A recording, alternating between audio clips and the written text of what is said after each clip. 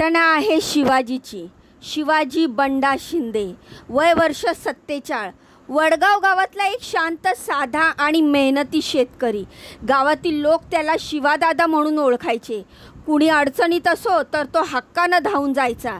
त्याचं आयुष्य फार काही झगमगाटाचं नव्हतं, पण त्याने जे स्वप्न पाहिलं होतं ते मोठं होतं. आपली पत्नी कांचनसोबत एक शांत, प्रेमळ घर आणि थोडंफार साठवलेलं भविष्य. शिवाजीचे वडील वारल्यानंतर त्याच्यावर संपूर्ण घराची जबाबदारी आली होती. आई आणि पत्नी कांचन, शेजारच्याच गावात लग्न करून आलेली कांचन ही त्याची सर्वस्व होती. कांचन थोडीशी उखड्या स्वभावाची होती, पण शिवाजी तिला प्रत्येक लहरीला हसून समोर जायचा. प्रेमानं आणि संयमानं संसार सांभाळत होता. लग्नाला 15 वर्ष झाली होती. पत्नी कांचन दिसायला मध्यमवर्गीय घरातली, पण थोडीशी हट्टी, स्वतःच्या मनाचा निर्णय घेणारी. शिवाजी तिला मनापासून प्रेम करायचा. कधी हट्ट धरला तर तिचं ऐकायचा, सगळं सांभाळायचा. कांचनला शृंगाराची आवड होती. नव्या साड्या, मोबाईल, सोनं याकडे तिची ओढ वाढू लागली. शिवाजीनेही शक्य तितक्या गोष्टी तिला पुरवल्या. कांचन शिंदेने बाहेरून पाहिलं तर एक साधी गृहिणी, पण आतून मात्र तिचं मन कधीच स्थिर नव्हतं. ती महिला बचत गटाची सदस्य होती. गावातल्या काही महिलांमध्ये उठबस तिची होती आणि तिथूनच तिची जवळीक वाढली चूल दीर चंद्रकांत शिंदेशी. सुरुवातीला हे फक्त बोलणे, मदत करणे इतपतच होतं, पण हळूहळू ही जवळीक शरीर सुखापर्यंत बदलली. चंद्रकांत तर आधीपासूनच वाईट वळणाचा होता. थोडकाच प्यायला लागणारा, पण गोड बोलून कुणालाही फसवणारा होता.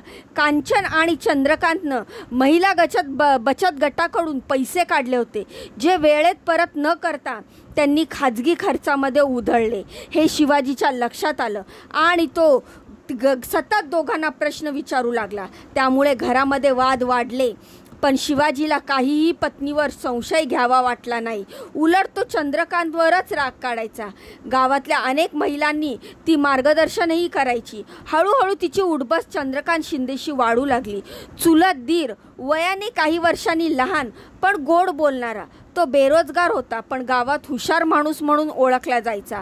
सुरुवातीला ही ओळख साधी वाटली, पण चंद्रकांतच्या सततच्या भेटी, मोबाईलवरचं लांब संभाषण आणि कांचनचा शिवाजीपासूनचा उडवाउडवीचा स्वभाव या गोष्टी लवकरच स्पष्ट दिसू लागल्या. शिवाजीला संशय यायला लागला, पण त्याचं मन विश्वास ठेवायला तयार नव्हतं. तो स्वतःला दोष देत राहिला. कांचन अशी नाही आहे, चंद्रकांत आपला माणूस आहे. पण घरात वाद वाढू लागले, विशेषतः पैशाच्या बाबतीत. चंद्रकांत आणि कांचन महिला गटातून मोठी रक्कम त्यांनी उचलली आणि ती परत करायची वेळ आली होती. शिवाजीने जबाबदारीने जाणीव करून दिली, पण दोघांनीही या उलट सुनावलं.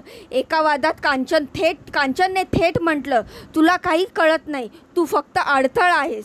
या वाक्याने शिवाजी आतून मोडून गेला. गावामध्ये धार्मिक कार्यक्रमाची जोरदार तयारी सुरू होती. गुरुवार संध्याकाळी सर्व गावकरी मंदिरामध्ये आणि सभास्थळी रमले होते. शिवाजी त्या दिवशी बाहेर गेला होता. खताच्या कामासाठी तालुक्याला गेलेला होता. रात्री 10च्या सुमारास तो घरी परतला. दमून भागून आल्यानंतरही त्याने चहा मागितला, पण कांचनने थंडपणे उत्तर दिलं, स्वतः करून घे. त्याला काहीतरी चुकत असल्याचं जाणवलं, पण तो गप्प राहिला. त्या रात्री कांचन आणि चंद्रकांतने ठरवलेलं होतं, आजच आणि आत्ता चंद्रकांतने शिवाजीला बोलवलं आणि एक काम आहे, जरा रस्त्यापलीकडे चल. शिवाजी अनपेक्षितपणे तयार झाला. गावच्या बाहेर झाडीतल्या त्या अंधारा वाटेवर ते दोघं पोचले. त्याला वाटलं आपलाच भाऊ आहे, काय करणार, आम्ही दाखवायला काही घेऊन चालला असेल असं त्याला वाटले. त्या ठिकाणी आधीच एक लाकडी ओंडका तयार ठेवलेला होता. चंद्रकांतने मागून जाऊन शिवाजीच्या डोक्यावर जोरदार घाव घातला. आवाज झाला, कान एवढंच त्याच्या तोंडून निघालं, पण बघतो तर काय, चक्क ती समोर आली. पण वाचवायला नाही तर गंमत बघायला, पण ती तिथेच होती. गप्प हे बघून शिवाजी थक्क झाला.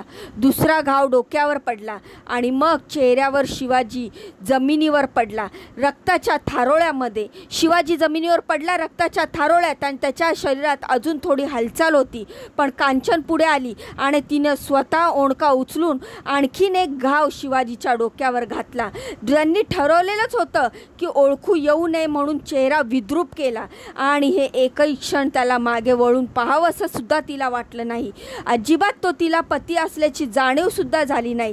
लग्नानंतरच्या त्या आठवणी तिला आठवल्या नाहीत. डोक्यात इतकेच का आहे की आपण प्रियकरासोबत कसं राहणार. शिवाजीला अजिबात स्वतःला वाचू वाटलं नाही. आपलाच भाऊ आहे, आपलीच पत्नी आहे.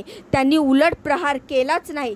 रात्रभर ते शरीर त्या झाडीत ठेवून पहाटे चंद्रकांतने एकट्याने मृतदेह उचलला आणि गावाच्या बाहेर रस्त्याच्या कडेला टाकून दिला. रक्ताने माखलेला मृतदेह, फुगलेला चेहरा, डोक्यावर खोल जखमा.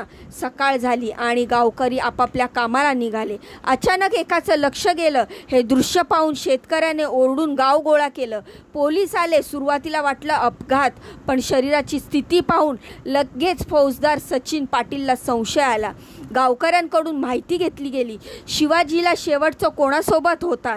घरात वाद होते का? गावात काहीतरी चर्चेत होतं का?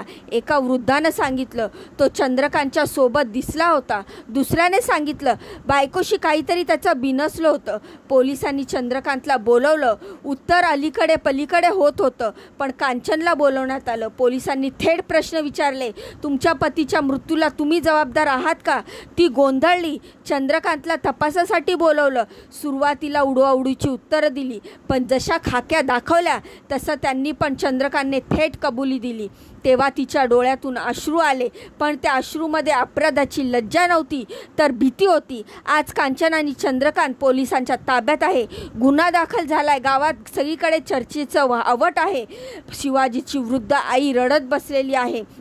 माझ्या पोराने कधी वाईट विचारसुद्धा केला नाही, त्याचं त्याला असं का फळ मिळालं?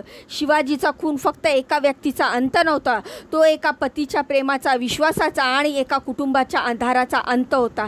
ही फक्त हत्येची घटना नाही आहे, विश्वासावर झालेल्या आघाताची आणि नात्याच्या गूढ गुंत्यातून उभा राहिलेल्या कोर्याची जाणीव आहे. या घटनेतून आपण काय शिकावं? तर नात्यामधील विश्वास इतका नाजूक असतं की एकदा जर तो तुटला की माणूस जगण्याची दिशाच हरवतो. शिवाजीसारखा साधा, प्रामाणिक, कष्टाळू माणूस केवळ पत्नीवर विश्वास ठेवत राहिला आणि त्याच विश्वासाचा शेवट त्याच्या मृत्यूमध्ये झाला. अनैतिक संबंध, खोटं प्रेम आणि पैशाची हाव यामुळे माणूस किती थराला जाऊ शकतो हे कांचन आणि चंद्रकांत यांच्या वागण्यातून स्पष्ट होतं. प्रत्येक गुणाचं मूळ एकतर्फी असतं का अनेकदा त्यामागे लपलेली आणि पसरलेली उपेक्षा, वाद आणि संवादाचा अभाव. ती कोणत्याही परिस्थिती इतकी गंभीर नसते की तिचं उत्तर खून करणं हे असावं. तर ही घटना आपल्याला सांगते की नात्यामध्ये संवाद ठेवा, संशयाची वेळेवर उत्तर शोधा आणि कधीही भावनांना गुन्ह्यावरचं स्वरूप देऊ नका, कारण एक चुकीचा निर्णय आयुष्यभराचं दुःख देऊन जातो. ही घटना ऐकून याविषयी आपल्याला काय वाटतं मला कमेंटच्या माध्यमातून नक्की सांगा. व्हिडिओ बाबतीत तुमच्या काय प्रतिक्रिया आहेत ते देखील मला कमेंट करून सांगा. तर अशा गुन्हेगारीवर लवकरच आळ घातला गेला पाहिजे. तर ह्या सर्व व्हिडिओबाबत तुमच्या प्रतिक्रिया मला नक्की सांगा. जाण्याआधी व्हिडिओला लाईक करा, चॅनलला सबस्क्राईब करा. तुमच्या या बहिणीला पुढे जाण्याचा एक चान्स नक्कीच द्या. भेटूया पुढच्या व्हिडिओमध्ये. तोपर्यंत स्वतःची काळजी घ्या. बाय बाय आणि नमस्कार.